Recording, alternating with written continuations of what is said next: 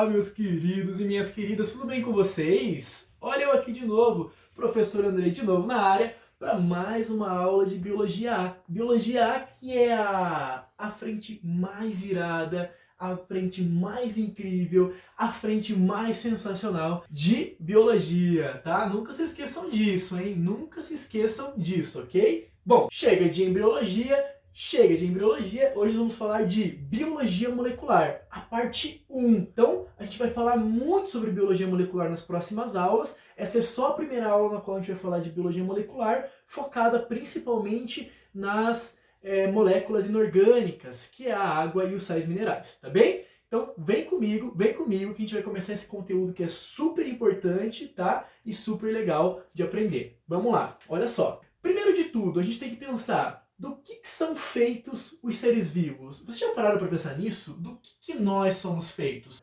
A resposta mais óbvia é que nós somos feitos de átomos. Como toda matéria que existe, nós somos feitos de átomos também, tá? Átomos que são essas estruturas que apresentam um núcleo positivo, onde ficam os nêutrons e os prótons, e que possuem essa eletrosfera, onde ficam os elétrons, tá? Então, como toda matéria, nós somos feitos de átomos, que é a unidade fundamental da matéria. Tudo bem? Mas de quais átomos nós somos feitos? Aí que está a questão. Porque nós temos diferentes átomos que são representados por diferentes elementos químicos, tá? Mas os seres vivos, eles são formados basicamente por carbono, hidrogênio, oxigênio, nitrogênio, fósforo e enxofre, tá? Então, nós somos formados principalmente por esses 6 elementos químicos, pelos átomos desses 6 elementos químicos. O que eu gosto de chamar de chomps, tudo bem? Chomps.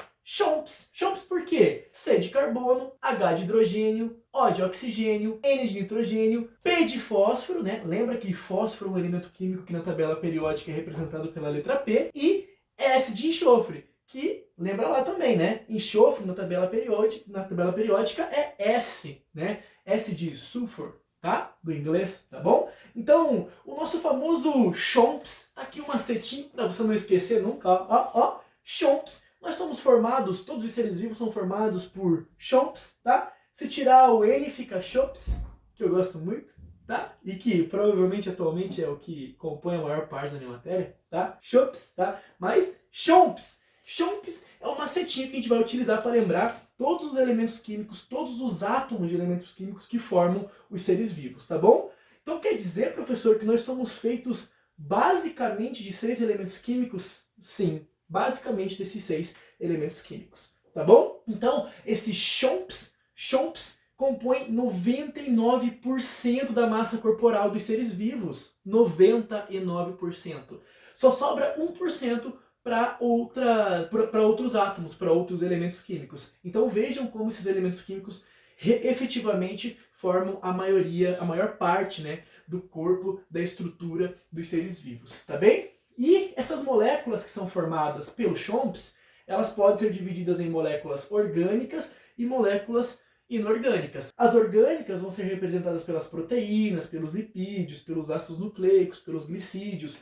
Aqui também a gente inclui as vitaminas. E as moléculas inorgânicas são representadas principalmente pela água e pelos sais minerais, tá? Então é isso que a gente vai estudar nessas nossas aulas de biologia molecular. Nós vamos estudar as moléculas orgânicas e as moléculas inorgânicas que formam os seres vivos. Começando hoje pelas moléculas inorgânicas, a água e os sais minerais.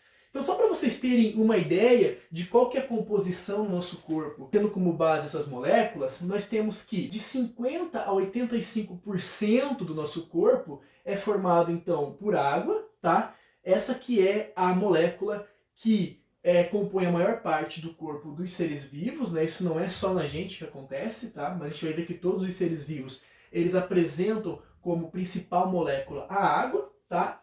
Depois da água nós temos as proteínas, então de 10 a 15% do nosso corpo é formado por proteínas. Depois vem os lipídios com 2 a 3%. Aí nós temos glicídios, ácidos nucleicos e outras moléculas aí somando cada 1% do nosso corpo, tá bom? Então vejam como a água que a gente vai estudar hoje é uma molécula importante nos seres vivos, tá? Porque ela representa de 50 a 85% do corpo, da massa dos seres vivos. Então vejam como ela é importante, vejam como essa aula ela é importante pra gente, tá bom? Então, falando especificamente da água agora, nós temos que a água ela é a molécula mais abundante dos seres vivos, como eu já mencionei para vocês, tá?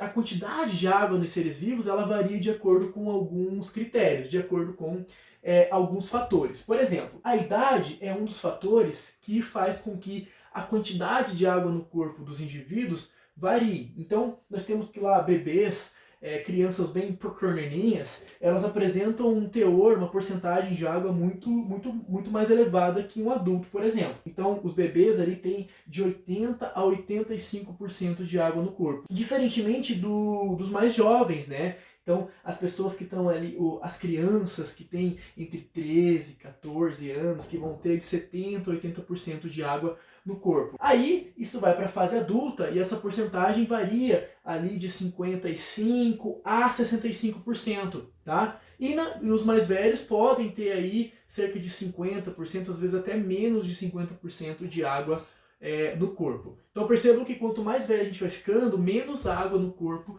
a gente apresenta, tá? E isso é um problema, porque essa água ela faz muita falta, né? A ausência de uma concentração maior de água acaba afetando, inclusive, os processos metabólicos dentro do nosso corpo, como a gente vai ver daqui a pouquinho. E os mais velhos eles vão perdendo água justamente porque, conforme a idade vai passando, a gente vai perdendo a capacidade de reter líquido. E não só isso, quanto mais velho a gente vai ficando, a gente vai perdendo a capacidade de perceber a necessidade de reposição de água no nosso corpo. Então os nossos sistemas que controlam a sede, né, a parte do nosso sistema nervoso que controla a sede, que faz com que haja demanda pela reposição de água, ela acaba não funcionando direito conforme a gente vai ficando mais velho. E aí os velhos eles acabam negligenciando a reposição da água e isso faz com que essa quantidade de água acabe diminuindo no corpo e isso pode causar aí algumas complicações, influenciando, como já mencionei, inclusive nos processos metabólicos normais, tá bom? Percebam que quando a gente está falando do sexo biológico, né, existe uma diferença entre fêmeas e machos, tá? As fêmeas, elas apresentam uma quantidade menor de água no corpo. E isso se deve ao estrogênio, que é um dos hormônios femininos. O estrogênio, ele estimula a produção de lipídios, né, de gordura no corpo da mulher. E a maior quantidade de gordura no corpo da mulher faz com que a quantidade de água no corpo diminua. Justamente por quê? Porque lipídio não se dá bem, né? Gordura não se dá bem com água. Então as mulheres têm um problema também maior, quando comparadas aos homens, para retenção de líquido no corpo, tá? Os homens, então, ali eles têm um pouquinho mais de água, cerca de 60%, 65%, então é mais comum os machos apresentarem uma porcentagem de água na fase adulta superior à das mulheres por conta dessa questão dos hormônios, tá bem? Então a gente falou de idade, falamos aí do sexo biológico, mas isso não é a única coisa que faz variar a concentração de água dentro dos seres vivos. Existe uma diferença entre as espécies também. Então, por exemplo, as minhocas, elas têm cerca de 80% da massa corporal das minhocas é de moléculas de água. Enquanto que, por exemplo, as águas vivas e a alface tem 90% ou mais de água formando o corpo desses organismos. Então percebam que a espécie também é um fator que faz com que esse teor, essa porcentagem de água varie de um indivíduo para outro, certo? Certo? Bom, não só isso. Dentro do nosso corpo, a porcentagem de água também varia de um sistema para outro, de um órgão para outro, de um tecido para outro. Então, a gente tem que, no nosso corpo, aqueles tecidos que apresentam, ou melhor, aqueles órgãos que apresentam uma atividade metabólica mais intensa, eles apresentam também uma concentração de água maior. Como é o exemplo do cérebro, né? E como é o exemplo dos músculos. Então a gente tem que o cérebro e os músculos, eles têm uma porcentagem de água muito mais elevada por apresentarem um metabolismo acelerado e contínuo, né? Uma quantidade de água muito mais elevada quando comparada, por exemplo, com o tecido ósseo. O tecido ósseo é formado por cerca de 40% de água.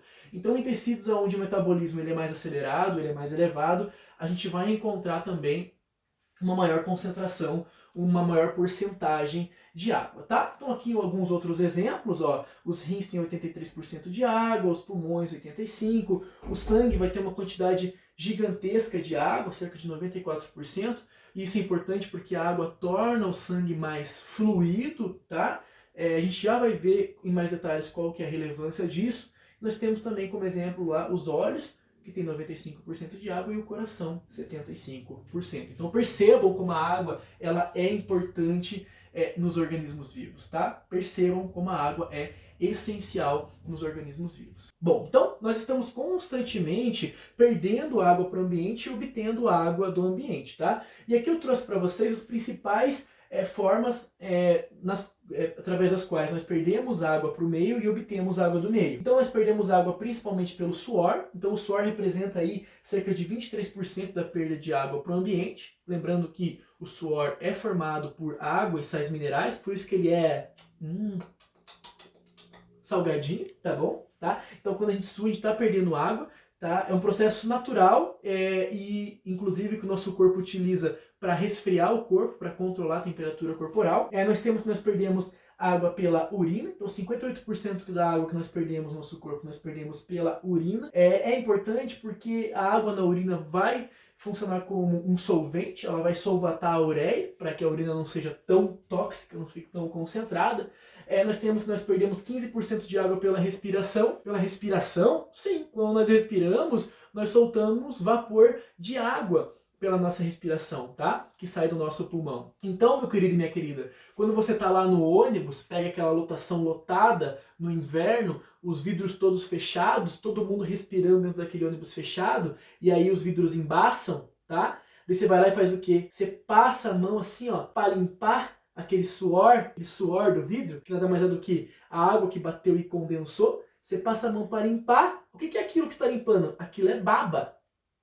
Aquilo é baba dos outros que você está passando a mão. Então não limpa, não tira aquela água que condensou do vidro para ver do lado de fora com a mão, que aquilo é baba das pessoas que estão ali no ônibus, tudo bem? Que respiraram o vapor d'água, liberaram o vapor d'água na respiração e esse vapor bateu no vidro, condensou, voltou a ser líquido. E aí você foi lá e limpou aquela baba com a mão para conseguir enxergar do outro lado. Ui, que nojo, que nojo. Não limpa a baba dos outros do vidro não. Não limpa não, tá bom? Então tá aqui as principais formas da gente perder água para o ambiente. E como que a gente faz a reposição dessa água? Principalmente ingerindo bebidas, a água propriamente dita, ou então bebidas que tenham na sua composição água, ou então através das comidas. Então nós temos que as frutas, os legumes aí, são alimentos que possuem um teor de água bastante elevado e servem como bons repositores dessa molécula no nosso organismo, tá bom? Idealmente, nós devemos consumir aí 3 litros de água por dia para fazer essa reposição. Isso para você que não faz nada.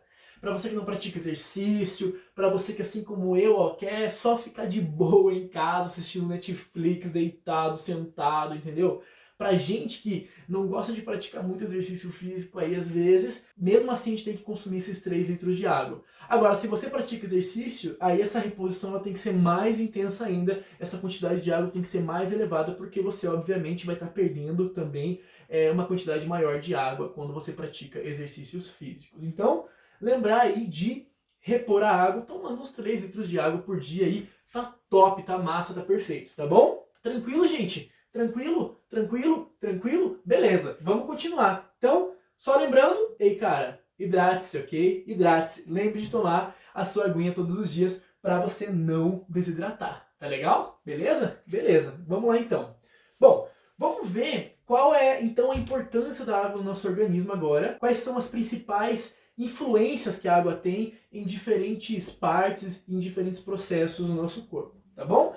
Então, a primeira coisa que a gente vai ver é a importância da água enquanto solvente, tá? Enquanto solvente, tá? Então, olha só, a água está presente, por exemplo, no leite materno. Então, o leite materno ele é rico em proteínas, ele é rico em anticorpos, tá? E ele é rico em açúcares, em carboidratos, tá bom? E essas moléculas, elas estão no leite dissolvidas aonde? Na água. A água é o solvente que está presente no leite materno, aonde essas moléculas, proteínas, anticorpos e carboidratos ficam dissolvidas, tá bom? Nós temos que a água está presente em grande quantidade na urina, já comentei com vocês. Então, para que essa ureia que forma a urina fique mais diluída, é importante que a gente invista uma grande quantidade de água na diluição desse conteúdo que vai ser excretado, tá bom? Nós temos que a água funciona como solvente no sangue, então as moléculas, os nutrientes que são transportados no sangue, as proteínas, os carboidratos, os sais minerais, eles estão dissolvidos no quê? Em água. Então a quantidade de água é bem grande no sangue, justamente para viabilizar que a água funcione solvatando esses nutrientes para que eles possam então ser transportados pelo sangue. Além, é claro, de diminuir a viscosidade do sangue. Um sangue que tem muita pouca água é um sangue mais viscoso, que corre menos pelos vasos sanguíneos, e se o sangue está correndo menos pelos vasos sanguíneos, consequentemente, os nutrientes não estão chegando de forma eficiente para as células do nosso corpo, e isso pode acarretar problemas no funcionamento dos nossos órgãos e tecidos. A água também vai estar presente intra e extracelularmente, ou seja, dentro e fora das células. Dentro das células, ela vai estar solvatando também as moléculas, como proteínas, carboidratos, sais minerais, e fora da célula a mesma coisa. Então, fora da célula nós também temos uma série de solutos que estão presentes nos tecidos, e a água vai atuar também servindo ali como um solvente para essas moléculas, tá? É a água também que é responsável por manter a estrutura das moléculas orgânicas. Então, quando a gente for estudar proteínas,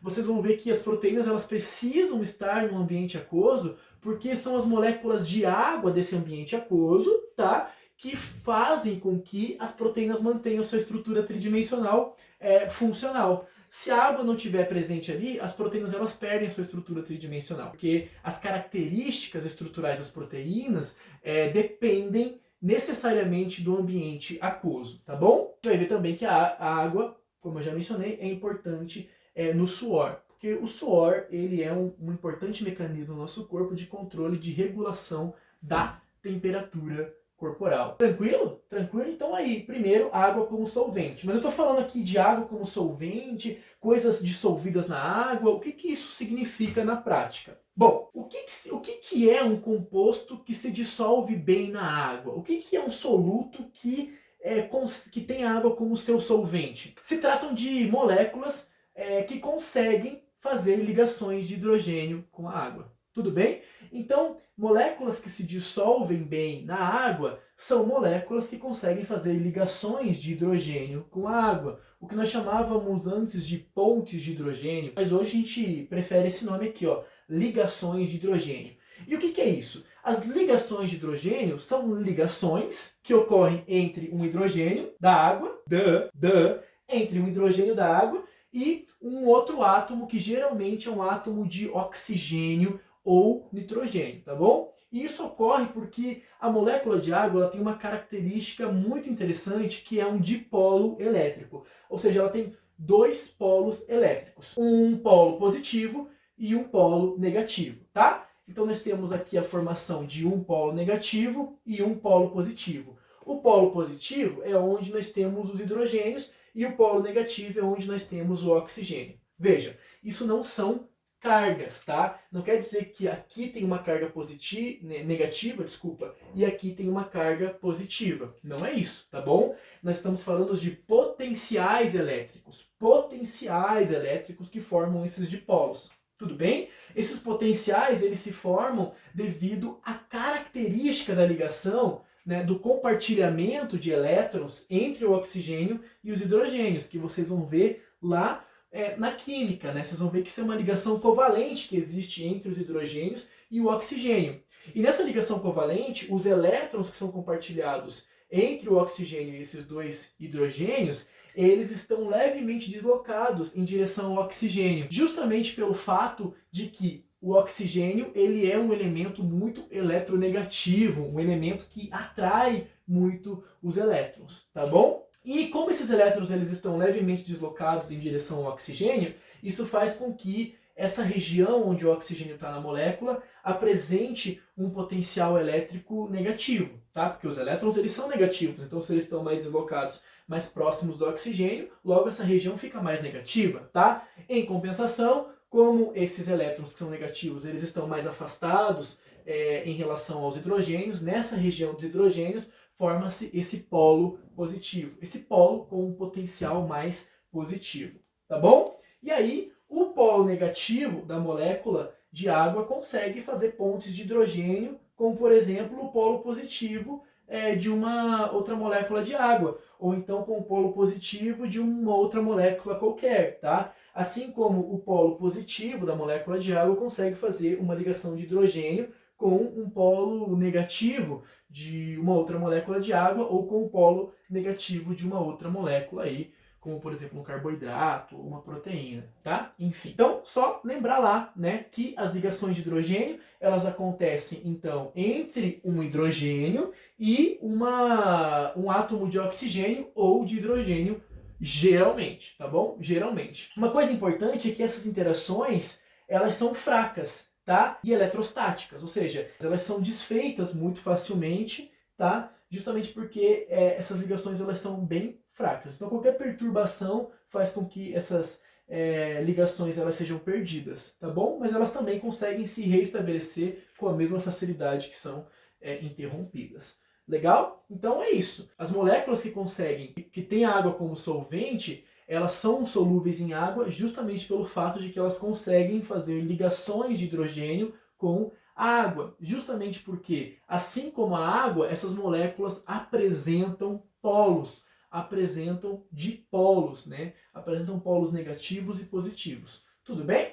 Legal. A outra coisa que a gente vai ver é a água como veículo de transporte e como redutor de atritos. Então, quando a gente ingere água lá no nosso sistema digestório, essa água vai ser absorvida pelo intestino e enviada para o sangue. E é o sangue que vai transportar essa água para todos os tecidos e para todas as nossas células. Parte dessa água que está sendo transportada pelo sangue entra nas células, porque as células elas precisam de água dentro delas, como a gente já mencionou, tá? Outra parte fica na parte extracelular, né, entre as células, tá? Isso é importante porque a gente também já viu que a água serve como solvente, ela vai solvatar as moléculas orgânicas e inorgânicas que estão presentes entre as células, tá? E a água ela também vai estar concentrada em grandes quantidades entre os tecidos, entre os órgãos, entre um órgão e outro, justamente porque a água serve como um redutor de atritos, tá? A presença de água entre os tecidos, a presença de água entre os órgãos é importante porque ela serve como um amortecedor hidráulico realmente no nosso corpo, que ameniza os impactos de movimentos, de batidas, de saltos, de corridas, enfim. Então, vejam, a água é muito importante. A água ela é muito importante e ela é muito interessante por isso, tudo bem? Devido à importância que ela tem na nossa vida. Para terminar, nós temos aí então que a água ela também vai ser importante para reações de hidrólise. O que são reações de hidrólise? Então nós temos uma infinidade de enzimas no nosso corpo que a gente vai estudar posteriormente, e essas enzimas elas muitas vezes realizam a quebra de moléculas que nós ingerimos, né, de nutrientes, e também participam da composição de novas moléculas. A quebra dessas moléculas geralmente são realizadas por hidrólise, são reações enzimáticas que utilizam moléculas de água para realizar a quebra de elementos, de moléculas químicas, como nesse exemplo que nós estamos vendo aqui, ó. Então, para quebrar essa ligação aqui, ó, foi utilizada uma molécula de água, H2O, que foi incorporada por uma enzima nessa região da molécula. Então, H2O não são dois hidrogênios e um oxigênio? Ó, aqui a gente tinha um oxigênio só. O outro oxigênio da água foi colocado pela enzima nessa região da molécula. E os dois hidrogênios foram distribuídos, um para esse oxigênio e o outro ficou com esse oxigênio aqui que veio da água já.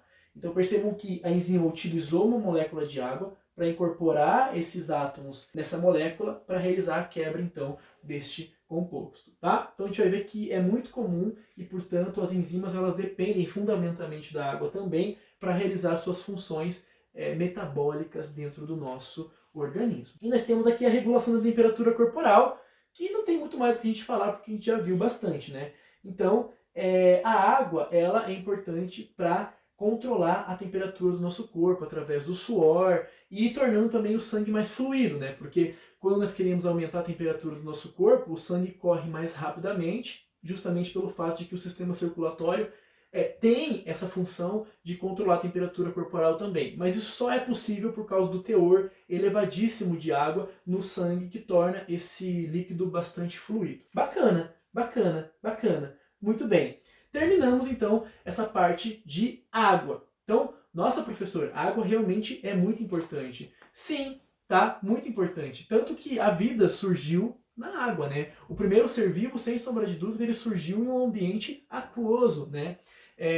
E como ele surgiu no ambiente aquoso, e nós somos todos descendentes desse primeiro indivíduo, obviamente a água aí, ela é o fator evolutivo que moldou a evolução de todos os seres vivos. Então todos os seres vivos que nós conhecemos hoje, eles foram evoluindo e tiveram o seu metabolismo, a sua estrutura corporal, o funcionamento do seu corpo moldados pela molécula de água. Então veja que como entender a água é importante para a gente entender como se deu também o processo de evolução dos seres vivos. Não tem como a gente falar de evolução dos seres vivos sem considerar a água. Tudo bem? Então vejam como a água ela é importante, muito relevante. Já vimos água, vamos falar dos sais minerais agora então. Então os sais minerais eles são elementos essenciais para a construção da matéria viva. Então as moléculas do nosso corpo, elas demandam de sais minerais para serem construídas, para serem produzidas, para serem constituídas dentro do nosso organismo. E os sais minerais, então, eles vão ter um papel importante na composição dessas moléculas. Os sais minerais eles podem ser divididos em dois grupos, os macrominerais e os microminerais. Os macrominerais são aqueles minerais necessários em grandes quantidades, então nós precisamos ingerir esses minerais em grande quantidade porque eles são importantíssimos para o nosso corpo, não pode faltar a eles de forma alguma. E os microminerais são aqueles que são necessários em pequena quantidade. Então a gente precisa ingerir eles, mas eles não demandam uma quantidade tão grande no nosso organismo, tá bom? Então, como macrominerais, nós temos o cálcio, o fósforo, o enxofre, o potássio, o sódio, o cloro e o magnésio. Já os microminerais, nós temos lá o ferro, o zinco, o cobre, iodo, o flúor, o cromo, o selênio, o cobalto, o magnésio, vanádio, estanho, molibdênio e outros lá. Tá, professor, então eu vou ter que decorar todos esses sais minerais para fazer a prova da federal? Não.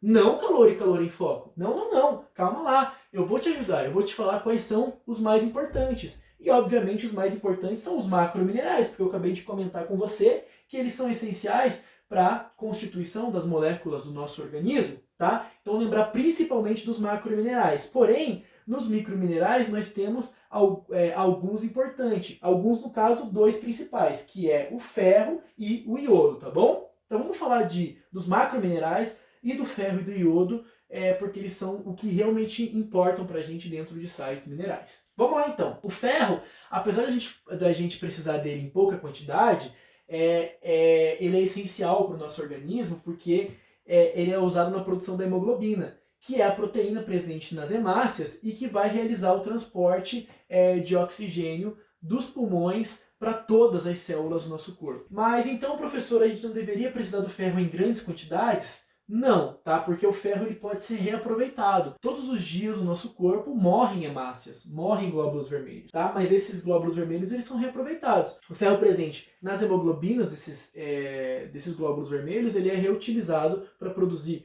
novas hemoglobinas que vão estar presentes nas novas hemácias. Então a gente precisa dele em uma quantidade relativamente moderada, tá?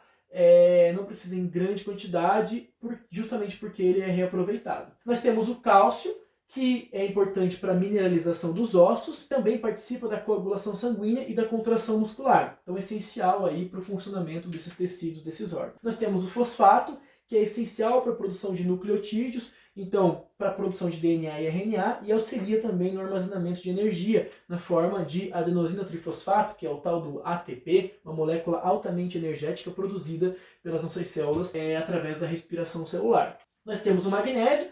Nas plantas, ele vai formar clorofila, que é o pigmento responsável pela absorção e conversão da energia do sol, né, que vai ser utilizada para a produção de alimento nesses organismos. Também vai ser essencial para a ativação de muitas enzimas em todos os seres vivos de forma geral. Vocês vão ver comigo também que a maioria das enzimas precisam que tenha magnésio presente para que elas funcionem. Sódio e potássio, eles atuam na propagação do impulso nervoso e no equilíbrio osmótico. Então são importantíssimos, porque sem eles não tem impulso nervoso. E sem eles não tem equilíbrio osmótico dentro das células. A gente vai falar sobre a famosíssima bomba sódio e potássio, tá? Bomba sódio e potássio, mas não hoje.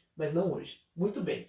O iodo, formação de hormônios da tireoide, tá? Inclusive no sal de cozinha, existe uma lei que obriga os produtores de sal de cozinha a colocarem iodo no sal, tá? Justamente para que não falte este mineral na alimentação das pessoas, tá? Porque ele é essencial para a formação dos hormônios da tireoide. Nós temos o cloro, que é o principal íon negativo na produção, na porção extracelular, tá? E é importante também na manutenção do pH. E nós temos o enxofre, que é um componente dos aminoácidos, do aminoácido cisteína, né? E das proteínas. Então é essencial para a produção aí de cisteína, que é um aminoácido que vai estar presente em muitas proteínas. Certo, galera? Certo? Então tá aí os nossos sais minerais. Terminamos aqui a nossa aula de hoje, uma aula aí rapidinha, tá? Onde nós vimos então as moléculas inorgânicas. Na próxima aula eu volto para a gente falar das orgânicas. Pode ser? Já é? Então, ó, fiquem bem e beijão para vocês.